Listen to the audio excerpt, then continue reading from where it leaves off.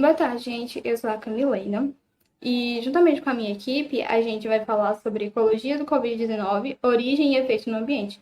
Para início, eu vou dar brevemente uma explicação por que é importante falar sobre essa temática, ainda mais no contexto que a gente está vivendo agora. E ao longo do vídeo, eu vou também falar, juntamente com outra colega, sobre a origem do vírus. Então, vamos começar? Bom, gente, antes de a gente falar sobre a nossa temática, que é ecologia do Covid, origem e efeitos no ambiente, vamos rapidamente entender por que a gente precisa falar sobre isso.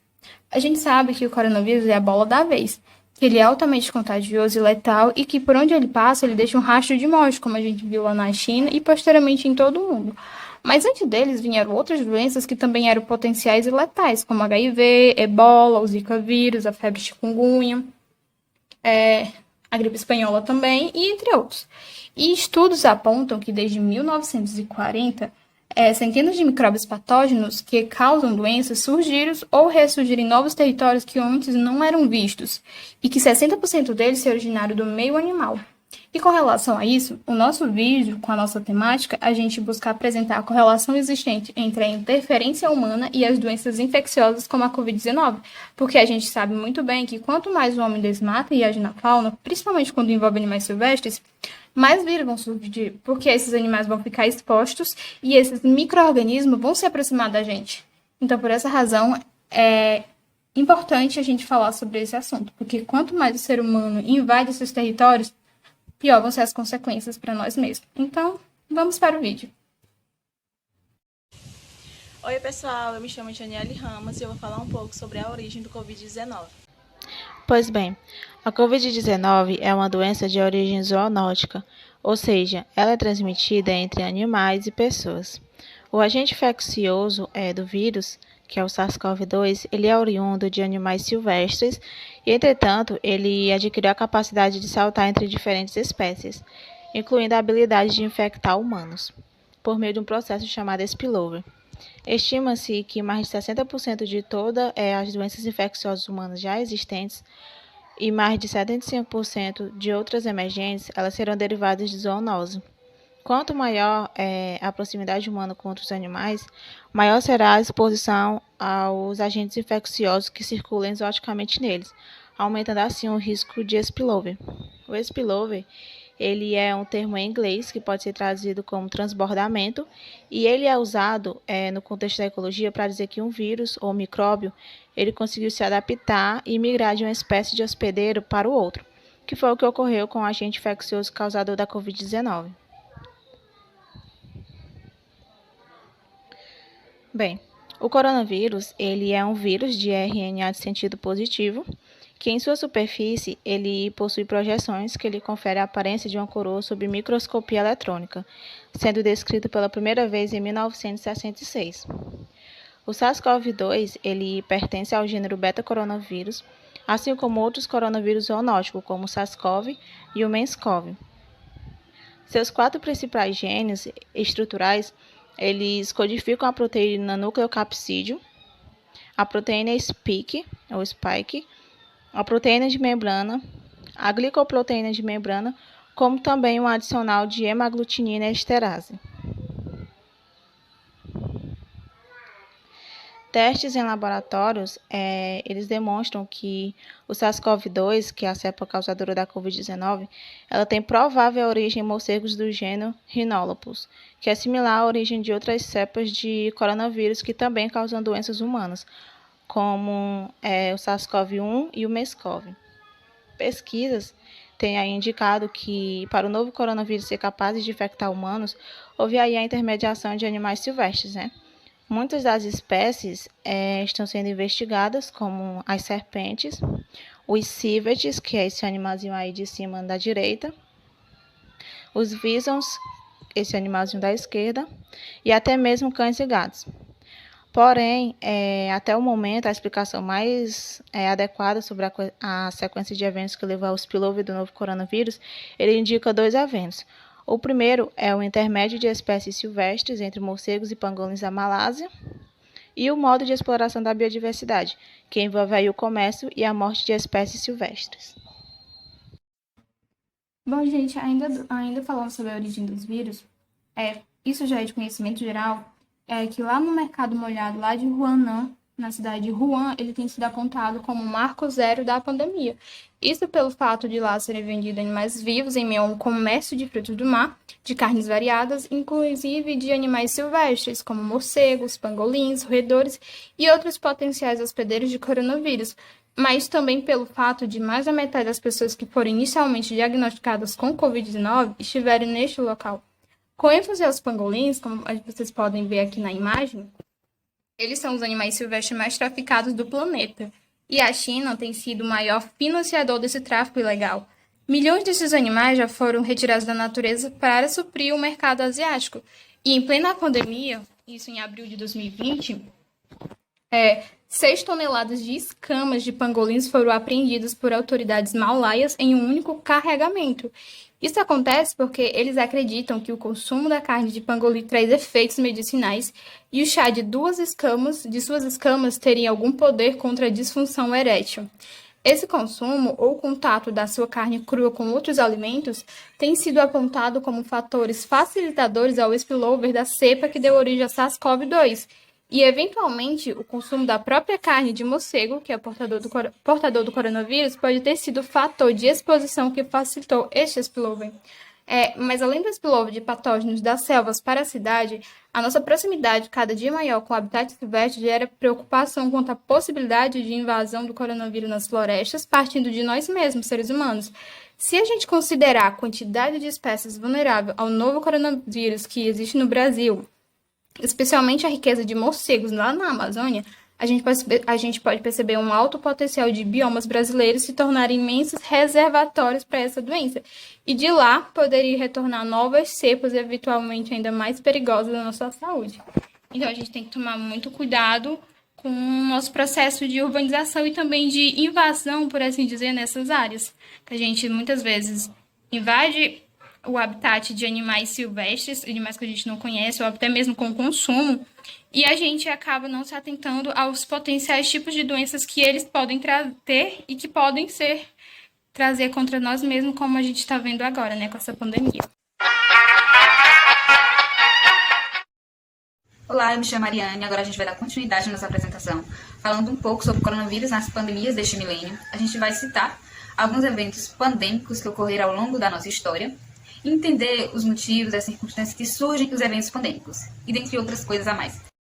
Como eu já falei antes, na nossa história, temos alguns registros de eventos pandêmicos, mais ou menos 66 grandes eventos pandêmicos. Então podemos citar em 2019, H1N1, que se espalhou-se por 214 países, em 2019, a síndrome respiratória do Oriente Médio, na Arábia Saudita, em 2013, uma grande epidemia de ebola. E aqui temos imagens representando cada uma delas. E também temos, em 2015, o início da Zika. Na verdade, foi quando foi percebido um aumento drástico de casos de microcefalia em recém-nascidos. E agora chegamos ao momento atual que enfrentamos uma pandemia, o Covid-19, conhecido popularmente, que iniciou-se em novembro de 2019, em uma cidade da China, e se espalhando por outros países, iniciando essa pandemia que conhecemos e que estamos enfrentando no momento. Então vem a seguinte pergunta: qual motivo e circunstâncias os eventos pandêmicos surgem? Aí aqui temos a fala do professor Paulo Eduardo Brandão, professor da Universidade de São Paulo, em que ele diz que na natureza os vírus passam por mutações aleatórias o tempo todo, nesse jogo de tentativa e erro. Ocorrem alterações em alguns genes para torná-lo apto a infectar seres humanos. Entendemos que estes conhecimentos básicos, a biologia pode explicar este processo, mas também precisamos entender que as transformações sociais, políticas e econômicas pelas quais o mundo constantemente vem passando, deixam o cenário favorável para que novas crises sanitárias possam acontecer futuramente. Em seu artigo, o professor continua, Mas afinal, o risco só vai existir se a gente entrar em contato com esses animais. Mas a partir do momento que a gente entra em contato com estes animais, o problema fica mais complicado. Porque se o vírus em questão sofre uma nova transformação em seu código genético e adquire a capacidade de ser transmitido de pessoa para pessoa, aí podem surgir uma grande epidemia ou pandemia, no caso que a gente vê atualmente, o Covid-19, que ele pode ser transmitido de pessoa para pessoa. E normalmente, quando a gente fala sobre este contato com estes animais, a gente está falando de uma ruptura violenta com os ecossistemas e suas espécies, assim como afirma a médica espanhola Maria Neira em um artigo, em que ela diz que cerca de 70% dos últimos surtos epidêmicos que sofremos têm origem no desmatamento e nessa ruptura violenta com os ecossistemas e suas espécies. Bom, por exemplo, regiões florestais como a Amazônia abrigam um grande número de espécies entre animais e plantas, mas também vírus e bactérias. E estes, por sua vez, costumam ter os animais como hospedeiros, sejam eles insetos ou animais de maior porte. E quando há um processo de desmatamento, seja para pasto, ou agricultura, ou até mesmo para a urbanização, ocorre um desequilíbrio nesse ecossistema. E com a maior proximidade entre animais e seres humanos, ou seja, a proximidade entre animais e seres humanos acaba aumentando assim a chance de um vírus ou bactéria que antes só circulavam em ambientes silvestres. E as condições urbanas, com aglomerações, o alto nível de circulação de pessoas e a falta de saneamento são propícias para começar a se espalhar esses micro-organismos. Bom, e tem outros riscos, como a urbanização, que acabei de citar, as mudanças climáticas que a gente vem vendo atualmente, a criação de animais inadequada, e existem outros que a gente vai entender daqui para frente com o decorrer da apresentação. Oi, gente, eu sou a Carolina, eu estou atualmente no 4º semestre e hoje eu vou falar para vocês um pouco sobre a ecologia e os efeitos da pandemia. Sabemos que as cidades têm um potencial enorme de atrair novas populações, por conta das ofertas de emprego que vai ser maior do que as oferecidas no campo. No entretanto, a velocidade desse crescimento das cidades faz com que seja muito difícil que a infraestrutura necessária acompanhe esse ritmo de expansão populacional. Com isso, a gente vai poder notar que as condições de vida de forma precária vai acabar prevalecendo diante da escassez de serviços básicos necessários para a população. Com isso, vemos que o processo de urbanização e crescimento populacional vai gerar um custo ambiental muito elevado, porque vão pressionar as florestas, os recursos hídricos e a fauna, sendo certo que o desequilíbrio ambiental é um fator propagador de doenças e enfermidades. As pandemias modernas vão nos mostrar e demonstrar que a industrialização das relações humanas com a natureza tem sido um fator muito importante para a expansão desses vírus e elementos patogênicos. Exemplos como a artificialização do mundo natural, a industrialização da vida animal e as alterações radicais que o ecossistema está sofrendo, e devemos usar esses exemplos como regra, já que eles podem ter um efeito que é extremamente prejudicial para nós seres humanos. Nós temos conhecimento que as principais epidemias, pandemias e doenças infecciosas já enfrentadas pela humanidade têm origem nos animais silvestres. E essas doenças, como por exemplo a peste, a varíola, a raiva, o ebola, o tifo, a febre amarela e também a AIDS, tiveram origem nesses tipos de animais. E isso podemos explicar por conta da grande expansão populacional e o aumento das grandes cidades. Ou seja, a gente passou a invadir a casa desses animais e, consequentemente, descobrindo micro-organismos infecciosos que até então não se conheciam.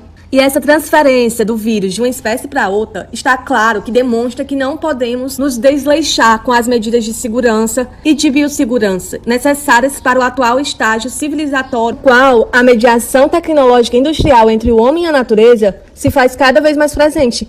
Assim, a pesquisa científica, as vacinas e as medidas de controle sanitário vão ser cada vez mais parte da realidade inafastável que nós presenciamos e necessitamos. A situação econômica da América Latina gera grandes preocupações, já que, de acordo com o CEPAL, que é a Comissão Econômica para a América Latina, se houver uma redução de 1,8% do produto interno bruto em toda a América Latina e Caribe por causa dessa doença, a taxa de desemprego da região vai aumentar 10 pontos percentuais. Ou seja, se o cenário for confirmado, o número de pessoas pobres da América Latina vai subir de 185 milhões para 220 milhões. Fora que as pessoas de extrema pobreza, que atualmente é 67,4 milhões, se tornará 90 milhões. E sem uma vacina ou um medicamento com eficácia comprovada, a principal estratégia adotada por vários países é o isolamento social. E esse isolamento ele ocasionou uma drástica redução na emissão dos gases responsáveis pelo efeito estufa, que são exemplos desses gases o dióxido de nitrogênio, que é conhecido como NO2, e o dióxido de carbono, que é o CO2. E esses gases são muito prejudiciais à saúde. Isso ocorreu por conta do isolamento social, que provocou uma redução enorme no fluxo de automóveis e as atividades industriais, no qual resultou uma enorme baixa de milhões de toneladas de CO2 por dia. Já no Brasil, na região metropolitana de São Paulo, foi feito um estudo no início do isolamento social, que mostrou uma baixa significativa na concentração de óxido de nitrogênio, que variou a queda de 34% a 68%, comparando a um dia comum da semana com o dia mais limpo das 2 primeiras semanas de isolamento. Com esse isolamento, as cidades ficavam vazias e não tinha nenhuma turbulência humana, o que teve como resultado a invasão de alguns animais nas cidades. Outro fator é que até o momento não podemos confirmar o consumo de animais silvestres tenha iniciado o Covid-19. O que é seguro afirmar é que nossa forma de explorar a biodiversidade é um tanto que agressiva e provoca diversos problemas à saúde humana.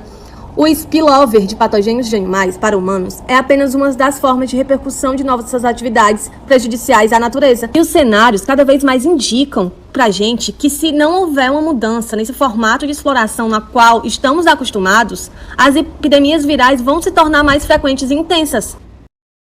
Bom, e depois de ver tudo isso, a gente já consegue ter em mente que a nossa irresponsabilidade com o meio ambiente traz consequências para nós seres humanos. E os próprios eventos pandêmicos já nos mostram isso. Que essa chegada violenta do homem nos habitats dos animais podem trazer prejuízos para nós mesmos, seres humanos, né? E agora eu vou mostrar mais algumas tragédias que ocorreram aí, podemos chamar de tragédias, que ocorreram aí na nossa história, e ver o impacto que as mesmas causam naquele habitat para os animais que vivem ali e para nós seres humanos também. Temos o incêndio da Chapada dos Veadeiros, aqui, e temos o incêndio no Pantanal, em 2020. Eventos que eu acredito que muitos aqui já conheçam e saibam como ocorreu. Então, temos outros eventos também. Temos a tragédia em Brumadinho e Mariana, em Brumadinho, que ocorreu com o rompimento da barragem do Córrego do Feijão, na região de Minas Gerais, né, de Brumadinho. E em Mariana, que ocorreu com a rompimento da barragem do Fundão em Mariana, em Minas Gerais. E foi considerado um dos principais desastres ambientais da história do país, com mais de 50 milhões de metros cúbicos de lama lançado na bacia hidrográfica do Rio Doce. Então, são só alguns exemplos, a gente sabe que tem outros, durante a pesquisa a gente viu que tem muitos outros. É só exemplos atuais de Mariana, que é em 2015, né, e Pantanal em 2020, para a gente ver um pouco da importância de nós aqui, nessa sala de aula, virtual, uma sala de aula, a importância de a gente repassar esses conhecimentos para outras pessoas, para que essas outras pessoas possam ver que é preciso ter responsabilidade enquanto se falamos de meio ambiente. Olá pessoal, eu sou a Camila Nájila e eu encerro a apresentação agora da nossa equipe falando um pouco das leis que foram criadas nesse período de pandemia. Várias medidas de urgência tiveram de ser tomadas, e uma delas está na Lei 13.982/2020, a lei que trata do auxílio emergencial, uma das medidas de maior proporção e abrangência adotada para a contenção da crise do coronavírus, dentre outras de cunho social, econômico e jurídico. Ela foi publicada em 2 de abril de 2020, e essa lei trouxe diversos benefícios à população, principalmente aos trabalhadores informais e às pessoas com necessidades especiais. Além da criação do auxílio emergencial, a lei trouxe outras medidas para a contenção da crise, como, por exemplo, a alteração de critérios do benefício de prestação continuada, o BPC. Para quem não sabe, o BPC é o auxílio que os aposentados acima de 65 anos e as pessoas com necessidades especiais recebem. Houve também o adiantamento desse auxílio para aquelas pessoas requerentes do BPC, ou seja, aqueles que deram entrada, mas que até então não tinham sido ainda contemplados com benefício. Também a antecipação de auxílio-doença e a dedução de repasse ao INSS pelas empresas. A portaria número 135, de 19 de maio de 2021, dispõe sobre serviços e atividades de produtos considerados essenciais pelo Ministério da Agricultura, Pecuária e Abastecimento para o pleno funcionamento das cadeias produtivas de alimentos e bebidas, para assegurar o abastecimento e a segurança alimentar da população brasileira, enquanto perdurar o estado de calamidade pública decorrente da pandemia do Covid. Já a Lei número 14.048, de 24 de agosto de 2020, ela dispõe de medidas emergenciais de amparo aos agricultores familiares do Brasil para mitigar os impactos socioeconômicos da Covid-19. É a Lei 14.199, de 2 de setembro de 2021, Ela dispõe sobre medidas alternativas de prova de vida para que os beneficiários da Previdência Social durante o estado de calamidade pública, reconhecido pelo Congresso Nacional, e outras providências. Nós temos também a Lei 14.198, de 2 de setembro de 2021, que ela dispõe sobre videochamadas entre pacientes internados em serviços de saúde impossibilitados de receber visitas e seus familiares. A Lei número 14.190, de 29 de julho de 2021, ela determina a inclusão como grupo prioritário no Plano Nacional de Operacionalização da Vacinação contra a Covid-19 de gestantes, puérperas e lactantes, bem como de crianças e adolescentes com deficiência permanente, com comorbidades ou privados de liberdade. A Lei nº 14.040, de 18 de agosto de 2020, ela estabelece normas educacionais excepcionais a serem adotadas durante o estado de calamidade pública, reconhecido pelo Decreto Legislativo número 6, de 20 de março de 2020. Enfim, gente, foram muitas medidas tomadas, muitas leis criadas, muitas leis modificadas. Seria impossível eu trazer todas aqui para vocês, porque o nosso tempo é curto. Então é assim, gente, é muito difícil também filtrar por grau de relevância, porque numa situação como essa que nós estamos vivendo, todas elas têm grande importância, têm um alto grau de relevância. Então, para quem quiser saber mais, tiver curiosidade, quiser ficar por dentro, eu vou disponibilizar um link que vai direcionar para uma página, e nessa página você encontra uma lista de medidas, de leis, de ações jurídicas que foram desenvolvidas para amparar a população e tentar minimizar os efeitos da crise da pandemia. Obrigada pela atenção de cada um e fiquem bem.